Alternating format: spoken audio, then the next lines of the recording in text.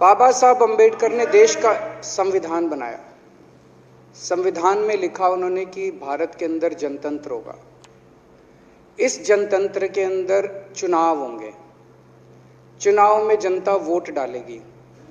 Vote डाल के जनता अपनी सरकार चुनेगी। वो सरकार लोगों के सपनों को पूरा करने के लिए काम करेगी। बीजेपी को ये पसंद नहीं है। बीजेपी नहीं चाहती चुनाव हो। बीजेपी चाहती है कि चुनाव खत्म हो जाए। चुनाव होने ही नहीं चाहिए। चुनाव गंदी बात है इनके हिसाब से। चुनाव गलत बात है इनके हिसाब से। एमसीडी के अंदर 15 साल इन्होंने जम के लूटा। लूटने के सारे दुनिया के रिकॉर्ड तोड़ दिए। गिनीज बुक वालों की मीटिंग चल रही है कि भारतीय जनता पार्टी का नाम आने वाला है गिनीज बुक के अंदर एमसीडी का और बीजेपी वालों का। शानदार इन्होंने परफॉर्मेंस किया है। 15 साल के अंदर इन्होंने लूटने में कोई कसर नहीं छोड़ी।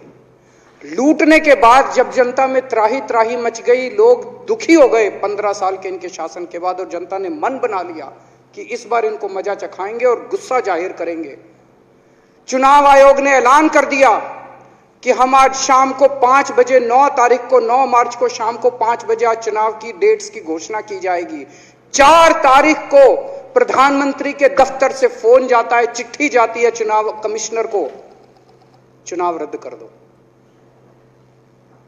पूरी दुनिया के अंदर आज तक ऐसा नहीं होगा कि प्रधानमंत्री सीधे सीधे चुनाव कमिश्नर को फोन करके और चिट्ठी लिख के कहते हैं कि चुनाव रद्द कर दो।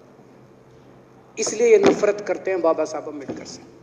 ये कहते हैं बाबा साहब अम्बेडकर नहीं होता तो जनतंत्र नहीं होता इस देश के अंदर।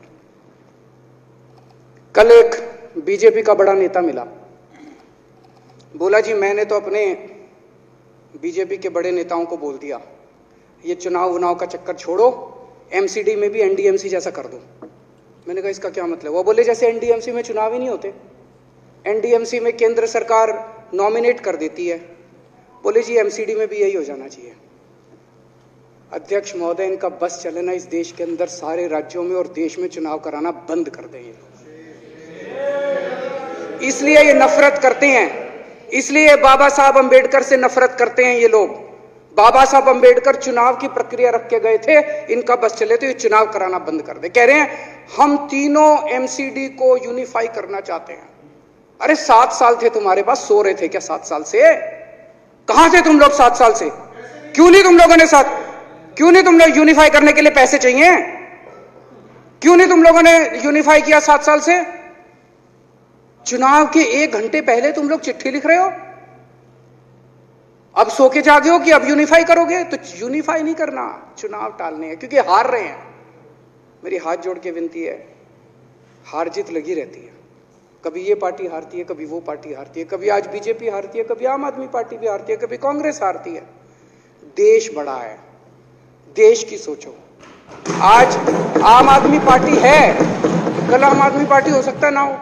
आज बीजेपी है, कल बीजेपी हो ना हो। आज केजरीवाल है, कल केजरीवाल नहीं होगा। आज मोदी जी हैं, कल मोदी जी नहीं होंगे। कोई बड़ा नहीं है, देश बड़ा है, मुल्क बड़ा है, कौम बड़ी है, समाज बड़ा है। देश को नहीं झुकने देना, देश को नहीं टूटने देना, देश को नहीं किसी भी हालत में देश पे आंच नहीं आनी चाहिए। ये लोग देश के साथ खिलवाड़ कर रहे हैं, ये लोग संविधान के साथ खिलवाड़ कह रहे हैं। हम यूनिफाई करना चाहते हैं। इन्होंने एक चिट्ठी लिख दी चुनाव आयोग को कि हम तीनों एमसीडी को यूनिफाई कर रहे हैं, इसलिए चुनाव टाल दो। चुनाव आयोग ने चुनाव टाल दिया। कल को दिसंबर में गुजरात के चुनाव हो रहे हैं।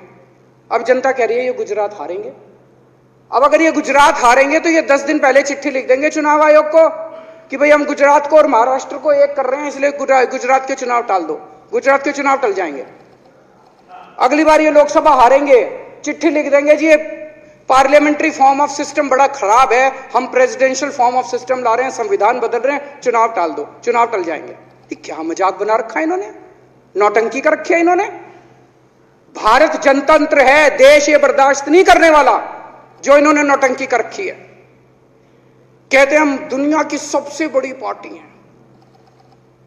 हम तो जी दुनिया की सबसे छोटी पार्टी हैं, फिर भी डर गए तुम लोग।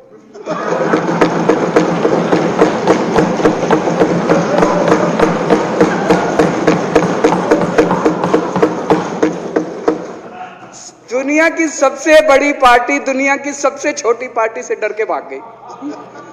क्या कायर हो यार।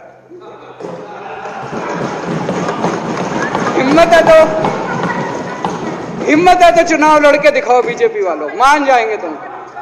हिम्मत है तो चुनाव लड़के दिखाओ। कहते हो